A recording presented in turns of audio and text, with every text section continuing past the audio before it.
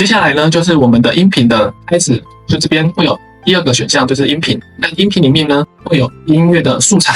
那我们这些都是我们的背景音乐，大家可以看到有一个打星星的，就是我收藏的一些音乐。那加号呢，就是可以直接加入到我们的主画面。这边可以选择我们的背景音乐，然后你可以试听看看。那怎么导入呢？导入一样，直接就是按这个加号，那就把音频背景音乐导进来了。那这边有很多的一个音频选择，有推荐音乐啦、抖音啊、纯音乐啊、插点啊，这边等等都可以去选择哦。再来呢，音效最常用的，大家很多都用这个音效呢去活化每个视频，所以有音效听起来就是很活跃，让这个视频就是活起来。接下来就是音频提取，那音频提取呢是从一个视频里面的音乐里面提取出来的。我们来演示一下，导入我们视频音乐，它就直接帮我们提取音乐出来了。那我们把它放在里面，我们听听看。你曾说我的心像玻璃杯。